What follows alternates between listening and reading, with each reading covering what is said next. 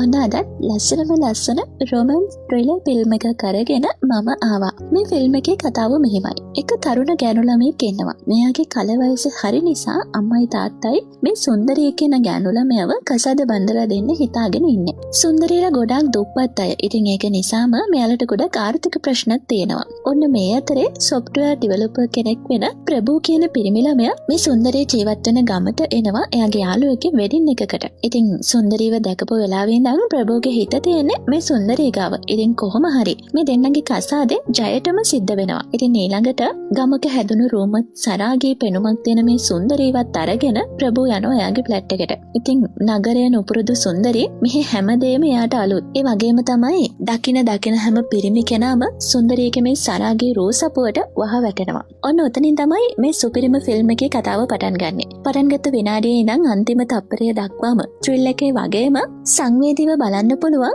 මේ සුපිරිම ෆිල්ම් එක තමයි 2021 රිලීස් වුණ සුන්දරිය කියන ටැමිල් මූවි එක. ඉතින් මම අද ඔයාලට මේ ෆිල්ම් එකේ සම්පූර්ණ කතාවම කියනවා. ඉතින් එහෙමනම් අපි බලමු කවුද මේ සුන්දරිය කියන්නේ. ගමක හැදෙන සුන්දරී හදිසියෙම විවාහ වෙන්නේ කාත් එක්කද? සුන්දරීව කසාද බඳින මේ කොල්ලා මොන වගේ කෙනෙක්ද? ගමෙන් නගරයට එන සුන්දරීගේ ජීවිත ඉරණම මොන විදිහට විසඳෙයිද? ඉතින් මේ ප්‍රශ්න ඔක්කොටම උත්තර හොයාගෙන අපි යන් අද වීඩියෝ එකට. ෆිල්ම් එක පටන් ගන්නකොටම අපිට පෙන්නනවා කාර් එකක එන තරුණ කොල්ලෝ කෙල්ලෝ ටිකක් ගමක ලස්සනට සරසලා තියෙන ගෙයක් ළඟින් බහිනවා. ඔන්න එතකොටම මෙතනට එන ගෑනු ළමයෙක් මේ කට්ටියන්ව ඇතුළට එක්කරගෙන යනවා. ඉතින් මේ ගෑනු ළමයා එයාගේ කසාදෙට එයාගේ ඔෆිස් එකෙන් ආපු යාළුවෝ ටික තමයි මේ විදිහට එක්කරගෙන යන්නේ. ඉතින් මෙතන ඉන්න ටිකක් දඟකාර කොල්ලෙක් සිගරට් එකක් බොන්න හිතාගෙන මේ ගෙදර ටෙරස් එකට යනවා. සින්දුවකුත් දාගෙන සිගරට් එක බෙබී ඉන්නකොට මෙයාගේ කටේ තියෙන සිගරට් එක එක පාරටම බිමට වැටෙනවා. ඈතින් රෙදි වනවන ඉන්න සුරංගනාවියක් වගේ කෙල්ලෙක්ව දැකලා. ඉතින් ඊළඟ මොහොතේම මේ කොල්ලා මෙයාලා මේ ආපු ගෙදර ගෑනු ළමයා සුෂීවත් ඇදගෙන අර කෙල්ලව දැකපු ගෙදරට යනවා. ඉතින් මේ ගෙදර ඉන්න අංකල්ට වෙඩින් එකට ආරාධනා කරන්න ආවේ කියලා සුෂී කියද්දි කෝල් එකක් ගන්න සිග්නල් නැහැ කියලා ටෙරස් එකට යන්නද කියලා අර බෝයි අහනවා. හැබැයි ඉතින් මෙයා හොයපු දේව දූතිකාව ටෙරස් එකේ පේන්න නැති නිසා ආයෙම පහළට එන මේ පිරිමි ළමයා අර අංකල්ට කියනවා ටෙරස් එකේ රෙදි ටිකක් බිමට වැටිලා තිබ්බා කියලා. ඉතින් මේ වයසක මිනිස්සයා එතකොට දුවේ සුන්දරි කියලා කතා කරනවා. ඔන්න ඊළඟට නමටම ගැලපෙන සුන්දර රූසපුවක් තියෙන සුන්දරි කියන අර ගෑනු ළමයා මෙතනට එනවා. ඉතින් මේ වෙලාවේ ඉඳන් ප්‍රභූ කියන අර පිරිමි ළමයාගේ හිත තියෙන්නේ මේ සුන්දරි ගාව විතරමයි. ඔන්න ඉතින් ඊළඟට මේ පිරිමි ළමයා එයාගේ යාළුවන්ට කියනවා එයා සුන්දරියව කසාද බඳින්න කැමතියි කියලා. ඉතින් මේ ප්‍රභූ කියන්නේ ලක්ෂයක විතර පඩියක් ගන්න සොෆ්ට්වෙයාර් ඩෙවලොපර් කෙනෙක්. ඒත් මේ ප්‍රභූට කාත් කවුරුවත් නැහැ. ඒක නිසාම සුෂීගේ තාත්තලා ගිහින් සුන්දරියගේ තාත්තට යෝජනා කරනවා සුන්දරියව කසාද බඳින්න ප්‍රභූ කැමතියි කියලා. ප්‍රභූට කාත් කවුරුවත් නැති වුණත් සුන්දරියගේ තාත්තලා ප්‍රභූ ගොඩක් හොඳ කෙනෙක් වගේ දැනන නිසා එයාට කැමති වෙනවා. ඉතින් සුන්දරියගේ අම්මත් මේ කසාදෙට කැමැත්ත දෙනවා. ඔන්න ඊළඟට සුෂීගේ වගේම ප්‍රභූගේ කසාදේ එකම දවසේ ජයටම සිද්ධ වෙනවා. ඉතින් අලුත බැඳපු මේ සුන්දරිය ප්‍රභූත් එක්ක නගරයට එන්නේ ප්‍රභූගේ ෆ්ලැට් එකේ ජීවත් වෙන්න. ප්‍රභූට මෙච්චර ලොකු ගයක් තියෙනවද කියලා සුන්දරිය ගොඩක් පුදුම වෙනවා. ඔන්න ඊළඟට මේ දෙන්නගේ හනිමුන් නයිට් එකත් උදා වෙනවා. හැබැයි ඉතින් සුන්දරිය ගොඩක් බයෙන් වගේ ඉන්න නිසා ප්‍රභූ සුන්දරීව මේ ගෙදරට පුරුදු වෙනකම් එක දවසක් ඉවසීමෙන් ඉන්න හිතා ගන්නවා.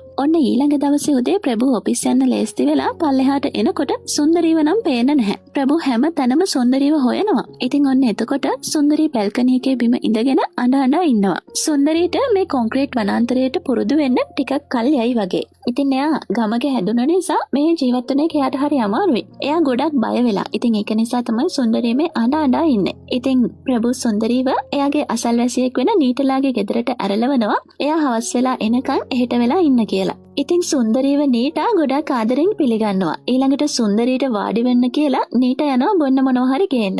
ඔන්න එතකොටම පඩිපෙළ වැහගෙන පහළට එන මිනිස්සෙක් නීටා කවුද මේ කියලා අහනවා. නීටා කියනවා මේ ප්‍රභූගේ වයිෆ් සුන්දරී කියලා. ඉතින් මේ පිරිමි කෙනා සුන්දරී දිහා කෑදර බැල්මක් දාලා කියනවා සුන්දරී ඔයා හරිම ලස්සනයි කියලා. ඉතින් ඔන්න ඊළඟට නීටා එයාගේ වැඩ ටික ඉවර කරලා සුන්දරීවත් එක්කරගෙන සුන්දරීගේ ගෙදරට එනවා. ඉතින් සුන්දරීගේ ගෙදරට එන නීටා කෝපි බොන ගමන් සුන්දරීගෙන් අහනවා කොහොමද කොහොමද ඊයේ රෑ කියලා. ඉතින් ඔන්න මෙතනද නීට දැනගන්නවා සුන්දරී තවම එයාගේ ෆස්ට් නයිට් එක ගත කරලා නැහැ කියලා. ඉතින් නීට සුන්දරීට කියනවා ඒක බය නිසා මිස් කරගත්තොත් ඔයාට කවදාවත් හස්බන්ඩ්ගේ හරිම විදිහ අඳුනගන්න බැරි වෙනවා කියලා. ඉතින් ඔන්න ඊළඟට අපිට පෙන්නනවා ප්‍රභූ වැඩ ඇරිලා ගෙදර එනවා. ඉතින් වෙනදට වඩා ටිකක් සතුටින් ඉන්න සුන්දරී hina වෙලා ප්‍රභූව පිළිගන්නවා. ප්‍රභූට කියනවා නාගෙන එන්න මං කෝපි එකක් හදලා දෙන්නම් කියලා. ඉතින් ප්‍රභූටත් ගොඩාක් සතුටුයි සුන්දරී ටිකෙන් ටික මෙහෙට පුරුදු වෙන එකට. ඔන්න ඉතින් සුන්දරී ප්‍රභූට රස කෝපි එකක් අරගෙන එනවා. මේකේ සුවඳට ප්‍රභූගේ හිත ඉපිලෙනවා. හැබැයි ප්‍රභූ කෝපි එක බොන්න හදනකොටම කවුතෝ ගෙදර බෙල් එක ගහනවා. මේ ඇවිත් ඉන්නේ ප්‍රභූගෙන් ගේම් CD ඉල්ලගෙන යන රිතීෂ් කියන කොල්ලා. මෙයා ප්‍රභූලගේ ෆ්ලැට් එකේම ඉන්න කෙනෙක්. ප්‍රභූ CD එකක් අරන් එනකන් රිතීෂ් බලාගෙන ඉන්නේ සුන්දරියගේ සුන්දර රූසපුව. පේන විදිහට නම් මේ කොල්ලත් හරිම පහත් විදිහට ගැහණු අය ගැන හිතන කෙනෙක්. සුන්දරී ඉන්නේ ගොඩාක් බයින්. ඒ වගේම තමයි මේ අනවශ්‍ය අවධානය ගැන ලොකු පිළිකුලකින් තමයි සුන්දරී ඉන්නේ. සුන්දරී ගමක හැදුණු ගැණු ළමෙක් වුණත් ගොඩාක් සංවර හොඳ කෙල්ලෙක්. ඉතින් එයා පුදුම විදිහට බයයි තවත් පිරිමි කෙනෙක් එයාගේ දිහා අනවශ්‍ය විදිහට බලනවට. කොහොම වුණත් CD එක ඉල්ලගත්තු මේ රිතීෂ් ප්‍රභූලගේ ගෙදරින් යන්නේ සුන්දරීගේ සුන්දර ශරීරය හිතේ අලවගෙන. ඔන්න ඊළඟට අපිට පෙන්නනවා ප්‍රභූ සුන්දරීත් එක්ක ටීවී එක බලන්න යන්නේ. හැබැයි ඉතින් ටීවී එක ඔන් කරපු ගමන් ඒකේ ප්ලේ වෙන ෆිල්ම් එක දකින ප්‍රභූ පැනලා ගිහින් ටීවී එක බිත්තියෙන්ම ඔෆ් කරනවා. ඉතින් ඊළඟට සමාව ඉල්ලන ස්වරයෙන් ප්‍රභූ කියනවා තනියම ඉන්නකොට ඉතින් වැස්ස වෙලාවට විතරක් වගේ මේ වගේ ලස්සන ෆිල්ම් එකක් නිතරම බැලුවා කියලා. ඉතින් මේ වෙලාවේ ප්‍රභූ දිහා ආදරණීය සරාගේ බැල්මක් හෙලන සුන්දරී ප්‍රභූට කියනවා අදින් පස්සේ ඕන නෑ කියලා. ඉතින් ටික වෙලාවකින් තමයි මේ කිව්ව දේ හරියටම ප්‍රභූට තේරෙන්නේ. ඉතින් ඊළඟට ප්‍රභූ කෙල්ලවත් උස්සගෙන කාමරයට දුවනවා. ඔන්න ඊළඟට ප්‍රභූට මෙච්චර කාලයක් මිස් වෙච්ච එයාගේ ලස්සනම රාත්‍රිය ලැබෙනවා. ඔන්න ඉතින් ඊට පස්සේ මේගොල්ලෝ ගොඩාක් ලස්සන දවස් ටිකක් ගත කරනවා. ඉතින් ඔන්න ඊළඟට ප්‍රභූට ඔෆිස් එකෙන් බෙස්ට් එම්ප්ලොයර් අවෝඩ් එක හම්බ වෙනවා. එයා ගොඩාක් හොඳට වැඩ කරපු නිසා. ඉතින් ප්‍රභූගේ යාළුවෝ ටික මේකට ප්‍රභූගෙන් පාටි එකක් ඉල්ලනවා. අරහෙ මෙහෙ පාටි දාන්නේ මොකටද කියලා හිතන ප්‍රභූ කට්ටියටම ගෙදරටම එන්න කියනවා පාටි එකට. ඔන්න ඉතින් මේ පාටි එකට ප්‍රභූගේ බොස් එහෙමත් එනවා. ඉතින් ඊළඟට කට්ටියම බොන්න පටන් ගන්නවා. ඔන්න මෙතනදී හොඳටම බීලා ඉන්න ප්‍රභූගේ බොස් සුන්දරීව දැකලා කියනවා ඔයාගේ වයිෆ්ට තියෙන්නේ පිස්සු හැදෙන සරාගේ ලුක් එකක් කියලා. ඉතින් මේ කතාවට ප්‍රභූට හොඳටම තරහ යනවා. ඉතින් මේ පාටි එක එන් වෙලා ප්‍රභූගේ බොස් ගෙදරින් යන්නේ ප්‍රභූත් එක්ක ටිකක් අමනාපෙන්. ඔන්න ඊළඟට අපිට පෙන්නනවා ඔෆිස් වල ගෙදර එන ප්‍රභූ හැසිරෙන්නේ ගොඩාක් කේන්තියෙන්. ප්‍රභූට එයාගේ ජොබ් එක නැති වෙලා බොස් එයාව අස් කරලා කොහොම වුණත් වෙන ජොබ් එකක් හොයාගන්නවා කියලා ප්‍රභූ හිත හදා ගන්නවා. ඔන්න ඊළඟ දවසේ උදේම ප්‍රභූ යනවා ජොබ් එකක් හොයාගන්න.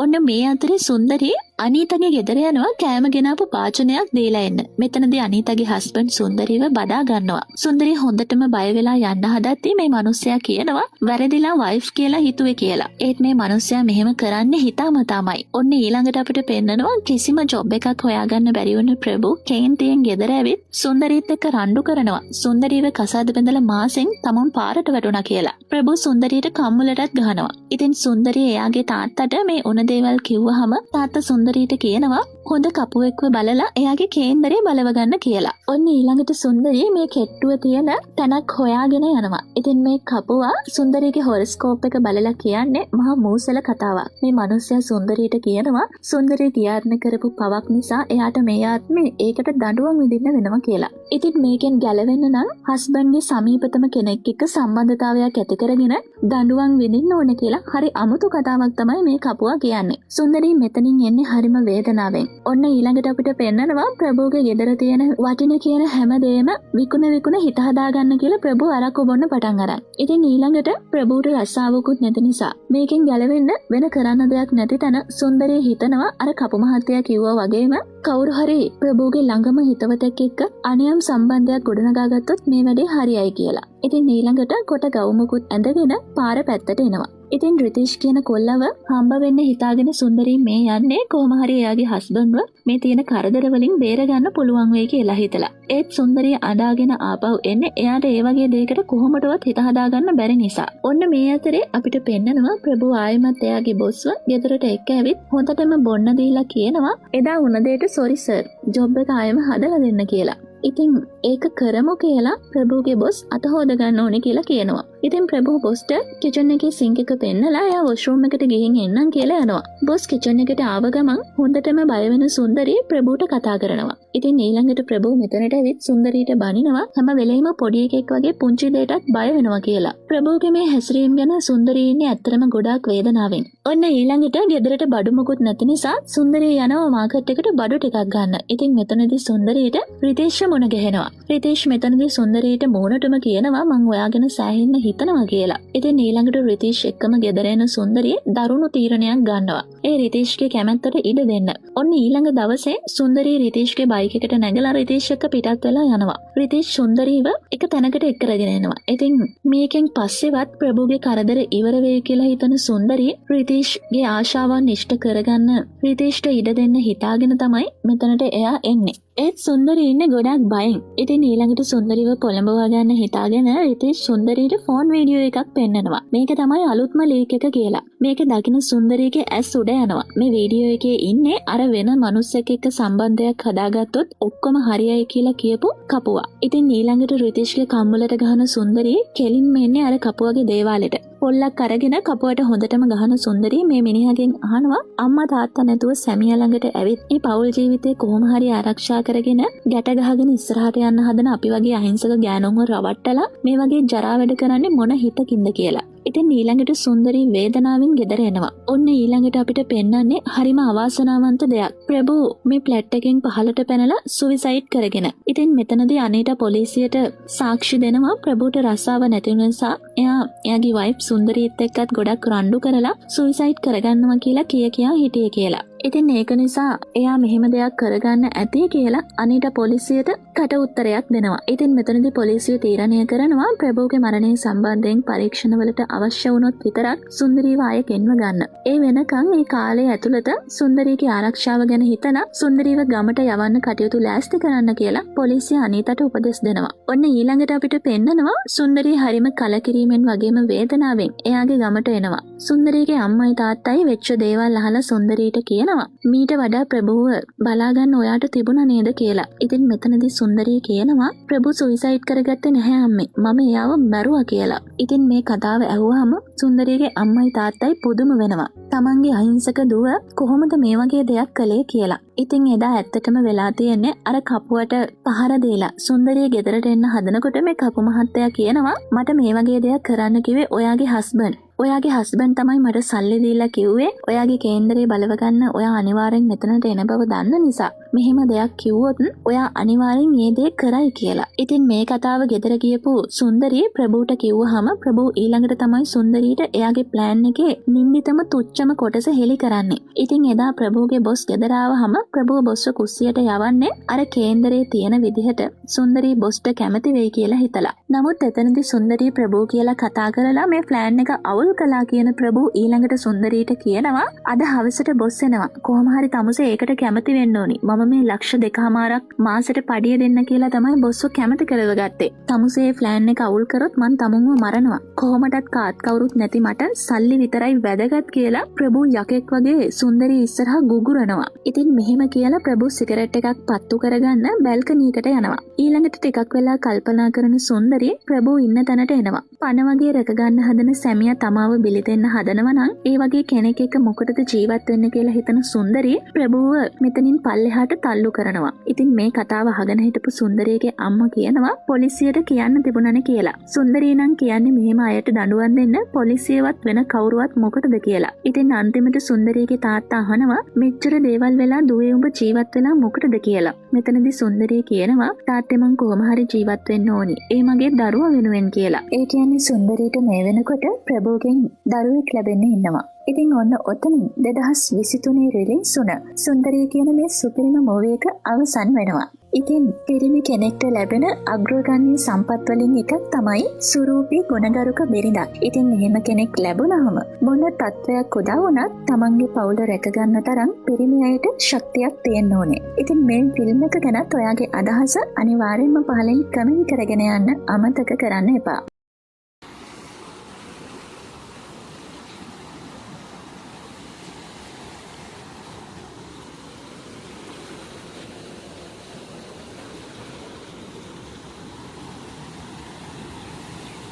වතුර ගලගලා යන විදිය තමයි මේ තියෙන්නේ. එතෙන් තමයි වතුර ටික වැටෙන්නේ.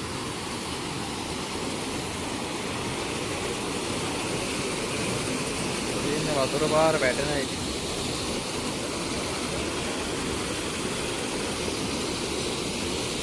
එතනින් වතුර පාර වැටිලා තමයි වාන් අර ටැංකිය වලට යන්නේ.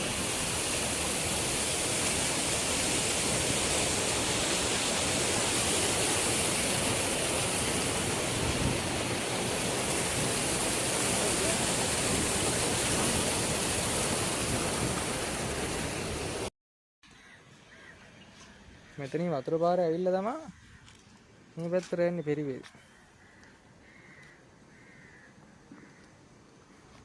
මේ මඩ වගේ තියෙන්නේ අර පෙනක තියෙන්නේ මඩ මේ වෙලා නේද? ඔව් මඩ කැටි ගහලා. ඒ ඇලම් වලින්ද බං ඒවා එන්නේ? ඔව්. බලවන් නෙස්ට මෝල් ලගේ නේ. හා? නෙස්ට මෝල් ලගේ. ඒ එන්ජින් එක මඩ විදනවා. දැන් මේ පැත්තේ 6x මේ ටැංකියෙන් මේ ටැංකියට යනවා මේ ටැංකියෙන් මේ ටැංකියට යනවා මඩ ටික නිකන් අර අවුස්සලා තමයි මේවා කරන්නේ චූටි චූටි මේවා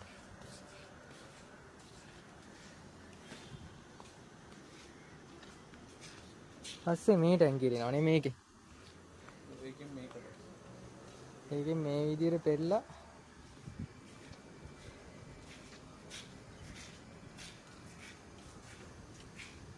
මේ වට යනවා.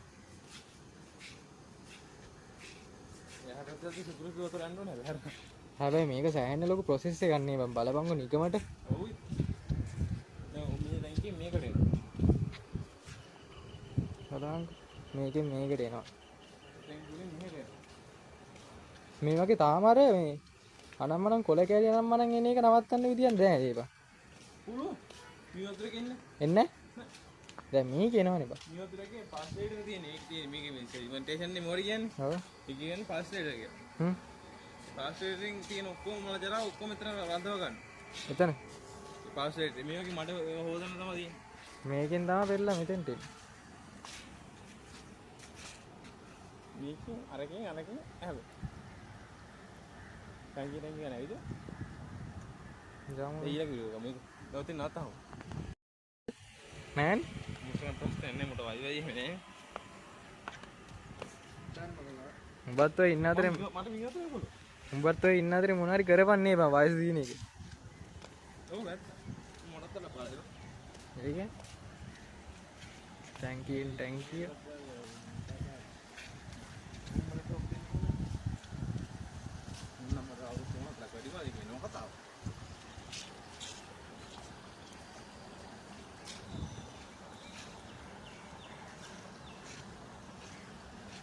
අඩෝ මේ වතුර ටික නම් දැක්කම නාන්න හිතෙනවා බං. තනිකර ගඟක් වගේ නේ. බලන්න යට කොළ පාට බලපන්. ඇල්ගිනේ. මේ ඇල්ගි සීන් එකකින්ද බං?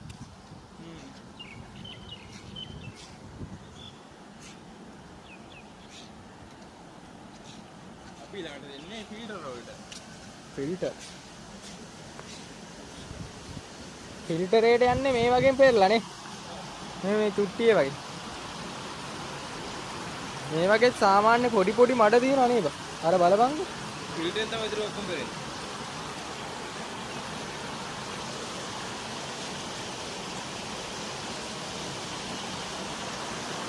මේකෙන් පෙරලා මේකට එනවනේ. අර කානුවේ දිගේ එන වතුර පාර මොකද්ද බං? ඔය දෙපැත්තෙන් එන එක. ඒ කියන්නේ පෙරලා හොඳ වතුර එන්නේ මෙතනද? දෙපැත්තෙමුත් එනවා. ඔව්. දැන් කානුව දැක්කේ?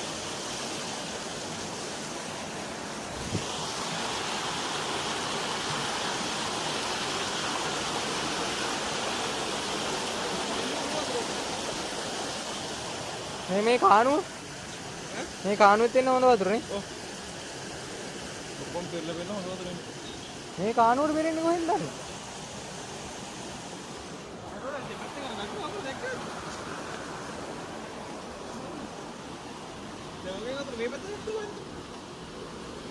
මේකෙන් තමයි අන්තිම වැඩේ වෙන්නේ නේ.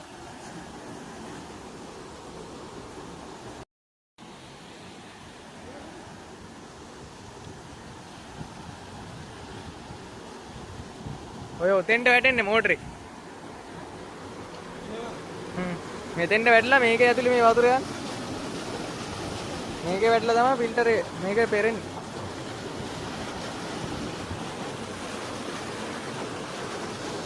Back wash